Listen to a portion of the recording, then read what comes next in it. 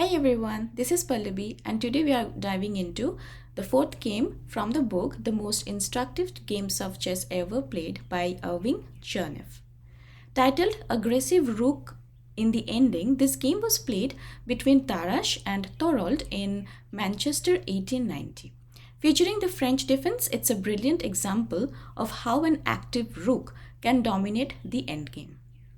Tarrasch plays this game as if giving a lesson in the endgame mastery.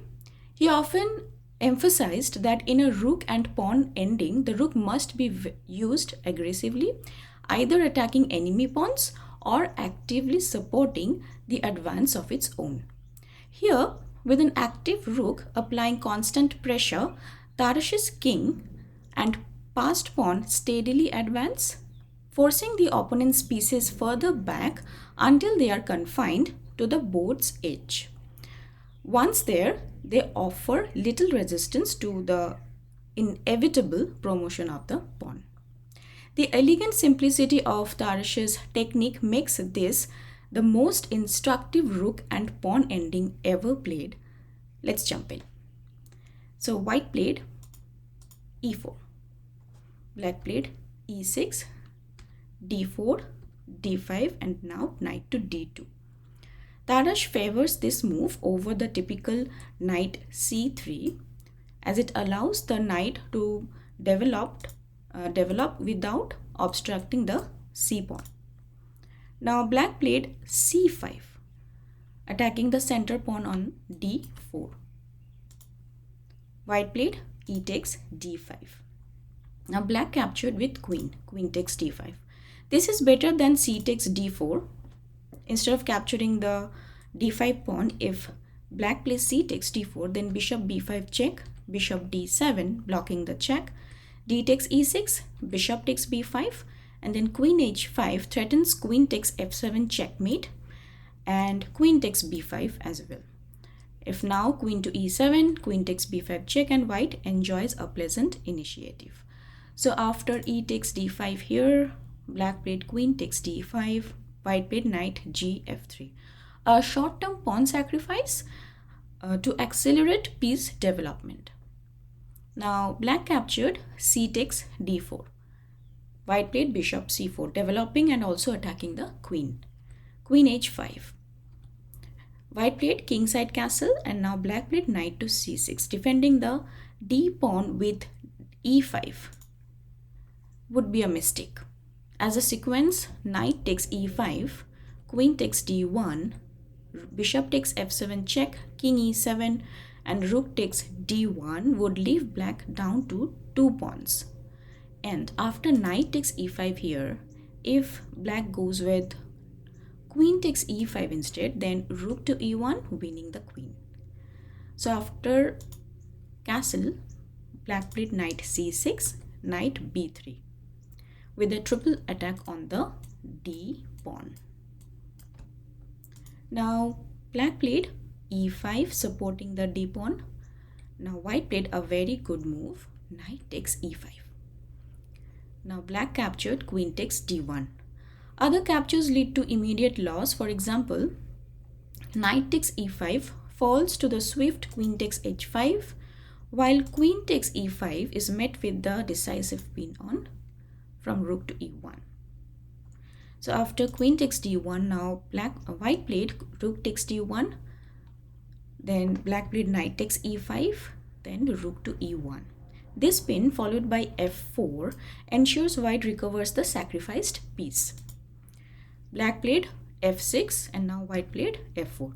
The threat is now f takes e5, f takes e5, rook takes e5 check, followed by knight takes d4, and white is a pawn ahead. Now black played bishop to b4, attacking the rook. More than just developing move, this attack on the rook requires precise handling to prevent white from being forced into a draw. Bishop to d2. If instead rook to e2, then bishop to g4, rook to e4, bishop f5, rook e2, bishop g4. This continuous attack on the rook will lead to a draw. So White played bishop to d2, and now black captured. Bishop takes d2, knight takes d2, now bishop f5, developing and attacking the c2 pawn. Now white played f takes e5. Black castled on the queen side. This is the best move as it brings the king to relative safety while activating the queen rook. If instead bishop takes c2, then e takes f6 with a better position for white. So after king side castle, now white played bishop to after queen side castle, white played bishop to d3, and then bishop takes d3, c takes d3. The exchange of pieces benefits white in two ways. It eliminates black's active bishop and opens a file for white's queen rook. F takes e5, and then white played rook ac1 check. This stops the king from advancing towards the center for the endgame. If black tries with king d7 right now, then rook takes e5, king d6, rook to e4, king d5, and then rook c4, and white wins the d pawn. So after rook ac1 check, the black king moved to b8.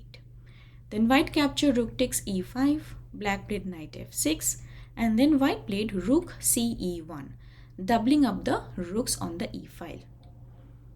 Now black played rook h e8. Better than this is rook d7, contesting control of the 7th rank.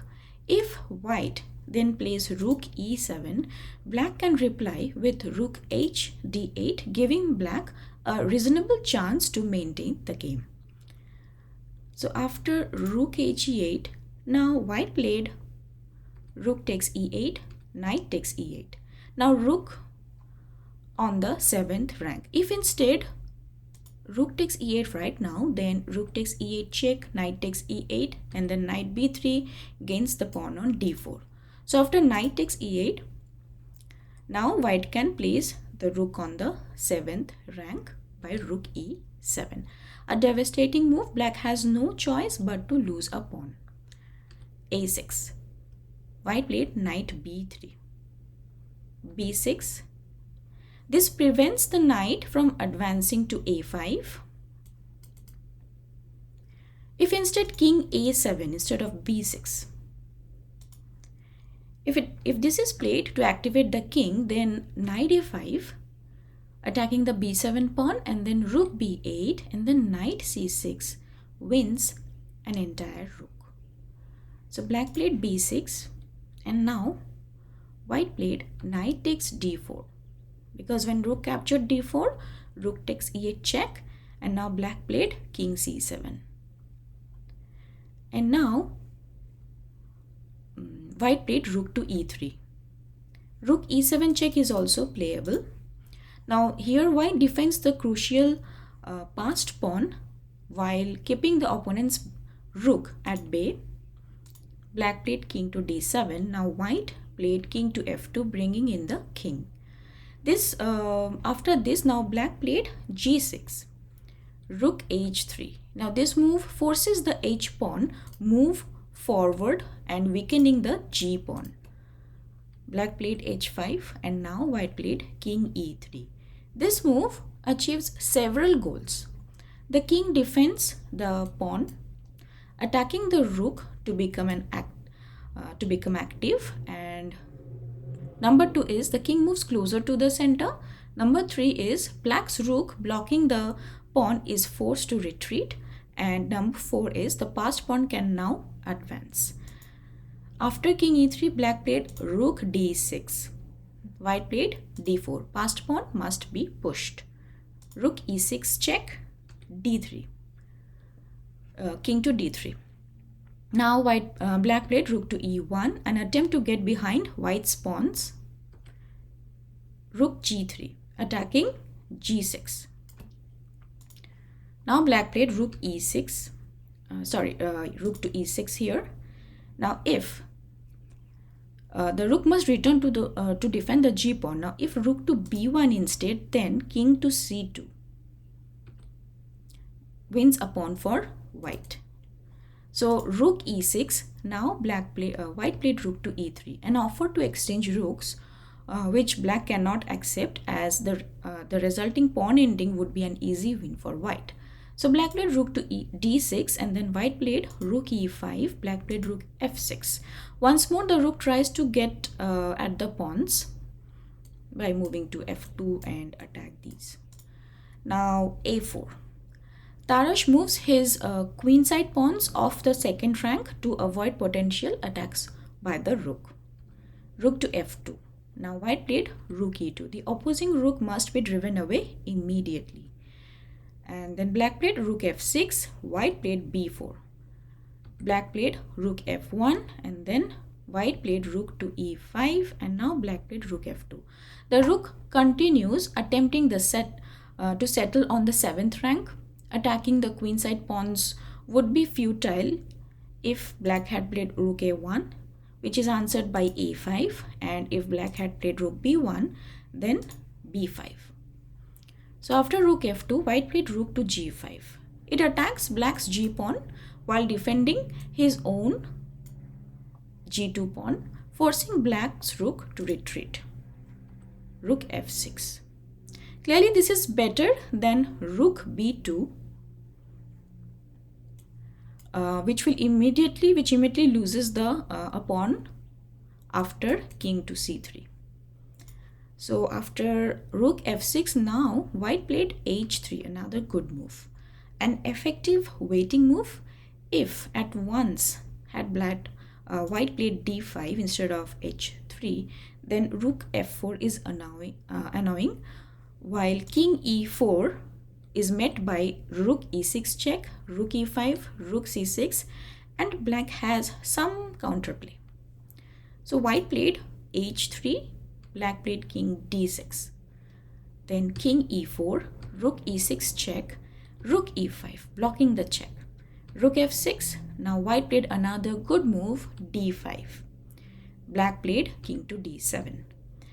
And after king d7, it limits black's responses. For example, if rook f2 instead of king to d7, then rook e6 check wins a pawn.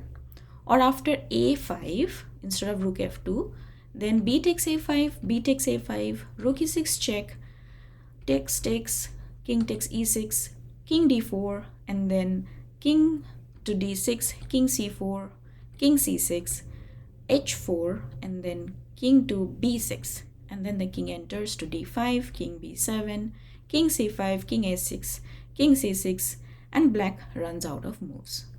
So this is clearly winning for white. So after d5, black played king d7 and then white replied with another good move, rook to g5, clears e5 for the king and plans to bring the rook to g3, then f3, where the threat of an exchange will force the opposing rook off the open file. Now black played king to d6. White played rook g3, then king e7, then rook f3. Now black played rook to d6. The rook must vacate the open file as an exchange would be disastrous. Now advance of king and pawn. Now white played king e5. White threatens a quick win by rook f7 check, king takes rook, and then king takes d6, king e8, and then king to c7, and the passed pawn marches through. So after king e8, king e5, black played rook to d8, and now white played another good move, d6 with a check on the king. Black played king d7. If instead rook takes d6, then again rook f7 check, king takes rook, white captures the queenside pawns and wins effortlessly. And after d6 check, if king e8, then king to e6, g5, d7 check, rook takes d7, rook f8 check, and it's winning for white. So after d6 check, black played king d7, then white played rook f7 check, king c8. If instead king c6, then checkmate in one move, rook to c7. So after king c8, rook c7 check, king b8, rook to c2. Now black played rook e8 check, king f6, b5, d7 attacking the rook, rook move to h8, king e7, and then black played rook h7 check, king d6, rook h8, and now white played rook to e2, indicating a check at e8 and the promotion of the pawn. The threat is decisive, so black resigned. Now let's check the key lessons learned from this game. Number 1, active rook play. A rook should be used aggressively in endgames, either to attack enemy pawns or support the advance of your own. Tarrasch demonstrates this principle by using his rook to pressure the opponent while advancing his own pawn. Number 2, king safety and centralization. Bringing the king to the center is vital in the endgame, where it can assist in supporting pawns and blocking the opponent's rook. Number 3 is pawn structure and passers. Protecting and advancing passed pawn is crucial. This game shows how controlling the open files and using the rook effectively helps to push a passed pawn to promotion. Number 4 is tactical awareness. Recognizing tactics like pins, skewers, and threats is essential. Tarrasch's precise maneuvering allows him to exploit small weaknesses and gain material advantage. Number 5 is timing in exchanges. Knowing when to exchange pieces is key. Tarrasch avoids unnecessary exchanges and uses them strategically to gain an advantage in the endgame. Number 6 is utilizing space. Keeping your pieces active while limiting the opponent's mobility, such as by driving the opponent's rook back and seizing open files, is crucial. Number 7, endgame technique. The game emphasizes the importance of simple methodical play in the endgame, where a slight material advantage can lead to a win if played precisely. Thank you for watching. I hope you learned some valuable chess lessons from this game. If you enjoyed the video, please like, comment, share to support the channel, and don't forget to subscribe so you never miss out on more instructive chess content. See you in the next one. Thank you. Bye-bye.